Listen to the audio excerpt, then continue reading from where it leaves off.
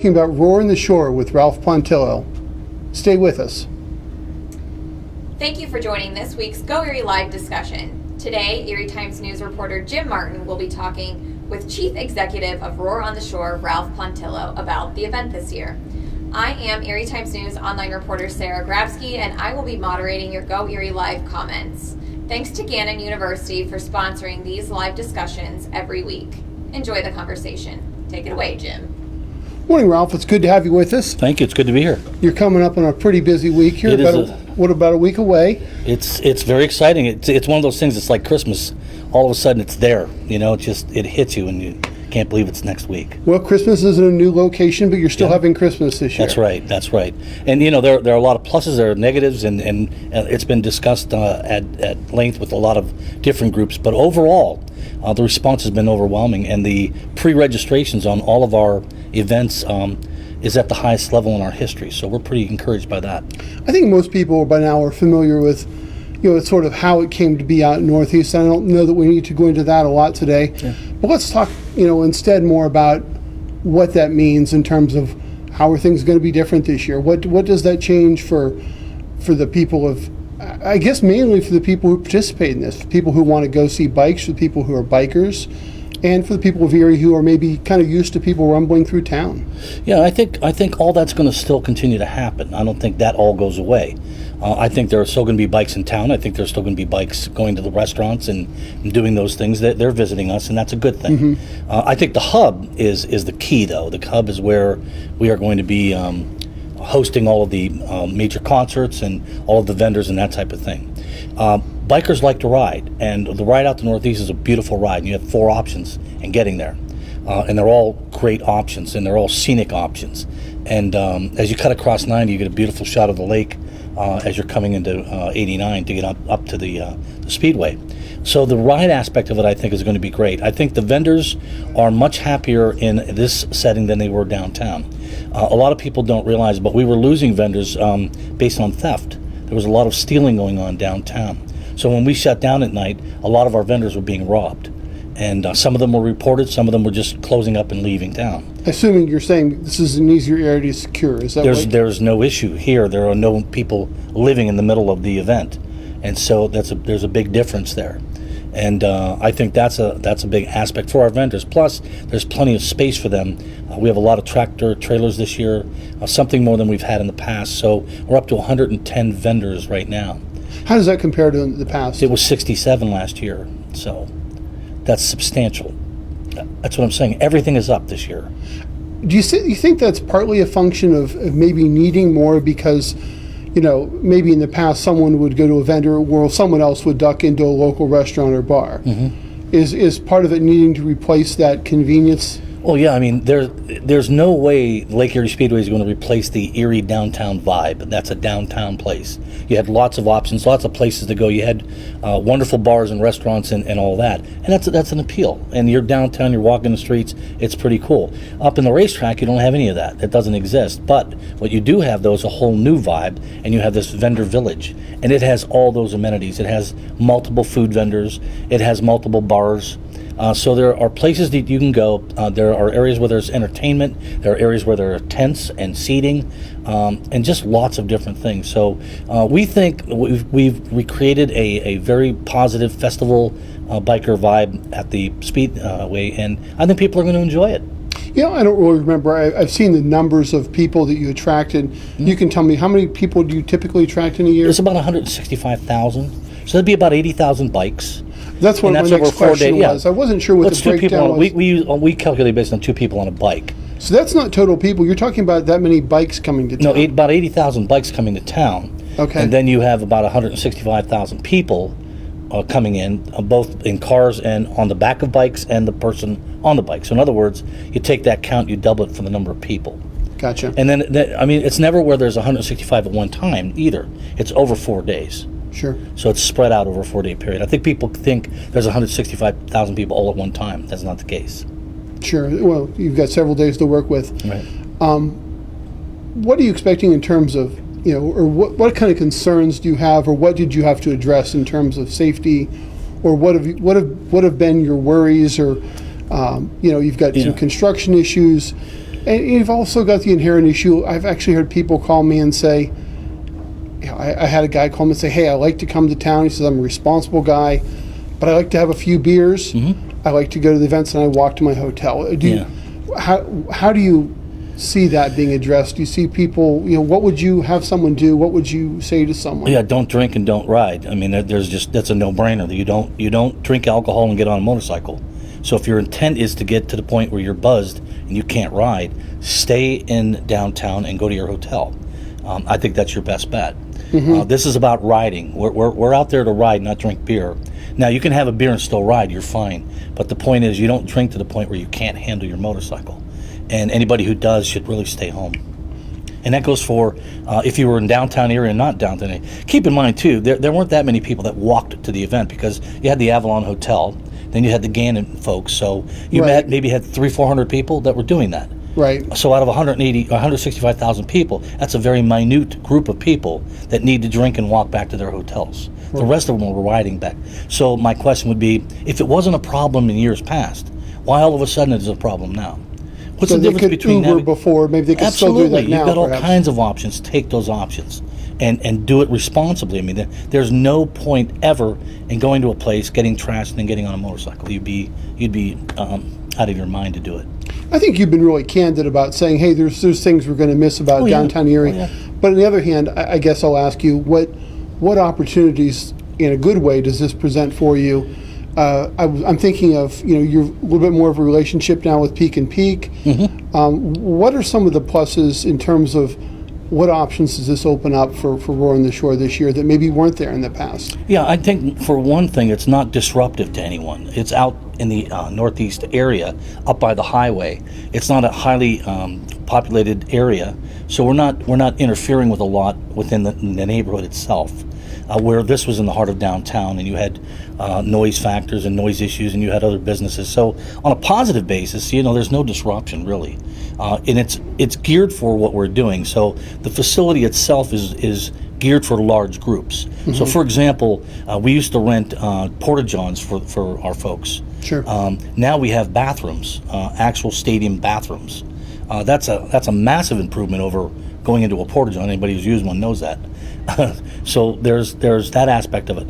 It's also very condensed area in where the vendors will be lined up in 4 rows and going across. So in other words, you'll be able to go through every vendor easily and see what's there and make a circle, come back around, and in that process be able to stop, eat, and get other things, get a beer or drink or whatever it is you're going to do, and sit down and enjoy yourself. And then the concert viewing is fantastic because it's partly stadium seating now. So you can actually go into the stadium, watch the concert from there. You can go down on the track, watch the concert from there, and you can go in the beer garden, watch the concert from there. So you've got 3 options now, where before you stood in the middle of State Street and you tried to get a view. This makes some room for some premium seating, that kind of thing? Yes, there's premium viewing in the front of the stage, right. But all the other areas are free, including the seating area. So if you want to sit in the stands and watch this concert, that's free. We're talking about safety a second ago, and this is probably largely out of your hands. Do you have any worries about the construction that's going on? Is that something have you been able to talk to New York and Pennsylvania PennDOT folks about that? Or PennDOT has been very, very cooperative with us and helped us a great deal in getting our parade route settled, because that was a big issue. Where does the parade go? How long will it be? Where does it end up? That sort of thing. So PennDOT and the state police have been remarkably helpful in getting us there. We spoke to PennDOT. Initially, they thought there might be a chance that 86 would be complete, at least on 1 lane paved. Right. That's not going to happen. So we're encouraging anyone who's coming out to Roar on the Shore to avoid 86. So you can take 403, come up the back way around down 89, right. Or you can go to the next exit, which is only 4 miles east of the 86 exit, and get on 89 and then shoot up to Roar on the Shore. So you've got lots of different options. You could take the Bayfront Highway, come up and around, and then again pick up 403 or pick up 90 and then take it over to the 89 exit. So it's easy to get to, and you can avoid 86 completely. I would encourage people to do so. And it's at graded millwork that's going on, so that's not good for motorcycles. So You Yeah, want to stay out I've of written there. on that before, and it's a little disconcerting. Not good. I don't like doing it. I never. I avoid it when I can. In this case, I would encourage our folks to avoid it. Yeah. Ralph, I guess besides all the changes this year, when you look at an event this big, it's like throwing a very big party. And I wonder if you can give us some insight. And again, I'm not talking so much about the change, but just what's the work that goes into this? What's behind the scenes? I think people might have the image that you start working this 2 weeks ago. And tell us a little bit about who's working on this, how many people are involved behind the scenes, and how this, you've got multiple concert people to book, you've got vendors to line up. How does this all come together? Give us some insight. It actually begins the day after Roar. Most people don't fully appreciate that comment, but it's true. The first thing you do is you start signing up vendors again. And so that takes some work, and we do that right away while the vendors are still there.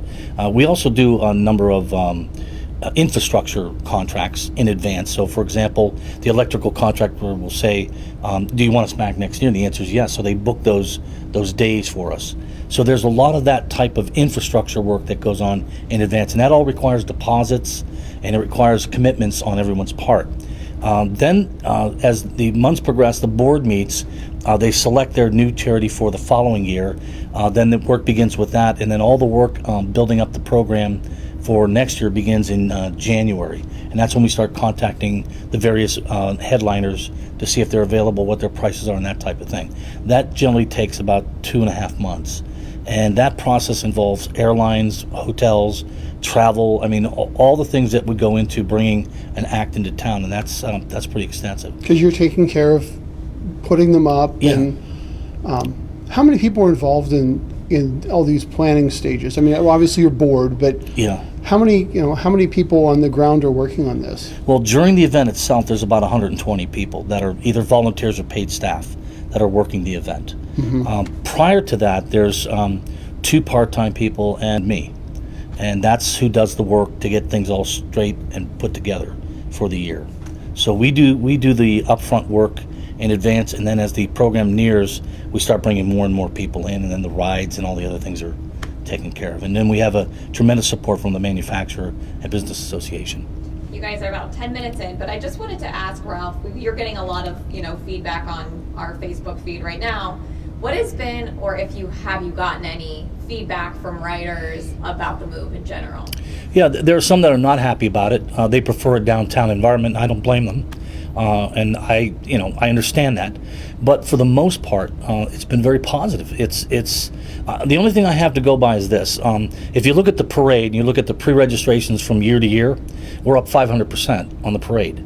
Now, I don't know how that happened, and I don't know why it happened, but I'm glad it happened. So we're up 500%. If you look at our rides, they're up 300% and 400% depending on the ride. And the concerts are up about 400%, pre-registered. Those are people who've already paid, they're already coming, and one of the concerts is almost, on the premium area, almost sold out. So I've never had that experience before in our 12-year history. So that tells me something. It tells me that they're willing to give it a shot, they're willing to try it, and that's great. And then if it's bad, and if they don't like it, then it goes away, I guess. So. When you talk about the ride, how many people are likely to be in this year's ride? We're estimating around 5,000. So based on the pre-registrations, we're moving toward that number very quickly.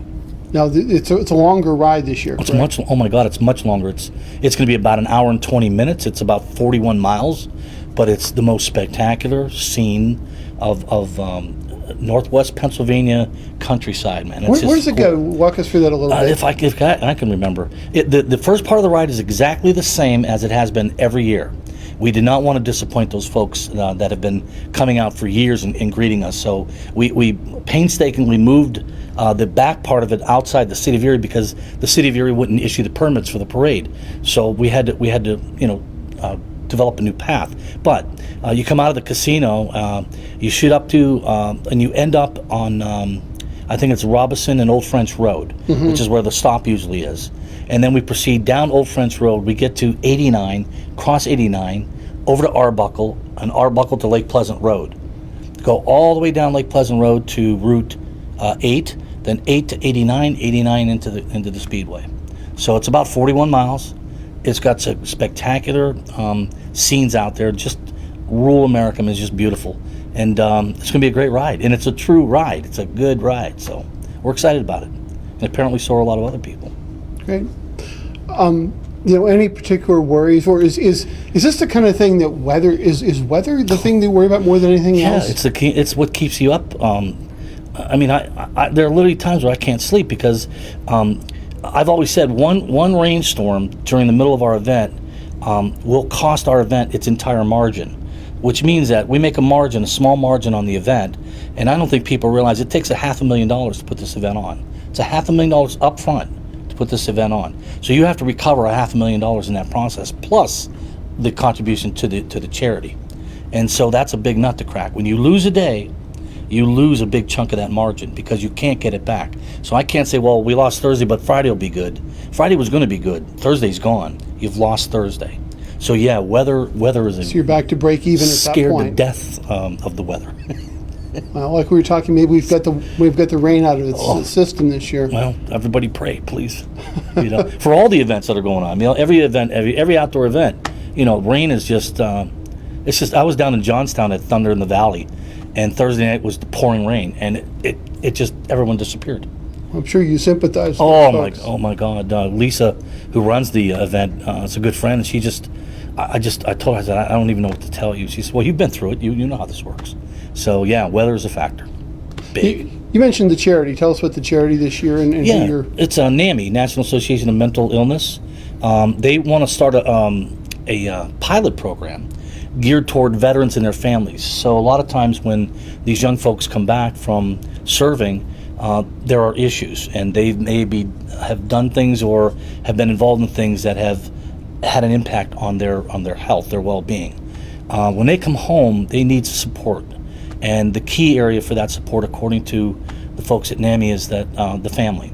So this program that we're funding, and we're funding the entire program for them, pilot program, focuses on training family members to work in conjunction with the returning veteran, and it's a family thing, and we thought that was a very important thing to support. You talked about the potential for losing your margin, Mm-hmm. You've given a lot of money away to charity. Do you ever think about maybe would you ratchet the charitable contribution back, or do you feel like that's something you want to stick with, or what's your position on what you've done there? Well, that's a board decision, and so far they have stayed with the minimum of $40,000. Mm-hmm. And last year we had to borrow the $40,000 to give to the charity. Believe it or not, we had to go into reserves to pay the charity, so that put us in debt last year. So Rona Shore last year was in debt. That's why, going back to this whole thing with the city, what they were asking us to do was pay them $70,000 up front for the event, and we don't have that money. It doesn't exist. So it forced us to either shut the program down, because there was discussion about that. Just shut it down, pay the deposits and walk away. We can't do it, or let's try something and see if it works. So this is the let's try something, see if it works year. So I'm hoping people will support that. What's going to be the highlight for you this year? Is there a concert you look forward to? Is there? No, July 22nd is the day I look forward to. Which is, I believe, the day after, right? Yeah, I'm excited about Night Ranger. Okay, because just of the bands. I mean, they're all great, but the Night Ranger to me is something I'd like to see. I've never seen them in concert, and I grew up with that music, and I'd like to see them. So I'm excited about that. I also think Kim Coates, talked to him a couple times. This is our Grand Marshal. This is a nice guy. It's a really cool guy, and he's really genuinely looking forward to coming. And so I'm looking forward to meeting him too. Ralph, what's your process when you're thinking? I remember last year, I think you. Now I'm going to draw a blank on who your Grand Marshal was last year. Oh, Rick Harrison. Rick from Pawn Stars, right? Right. Yeah. What are you looking for when you're picking a Grand Marshal, or when you're choosing music?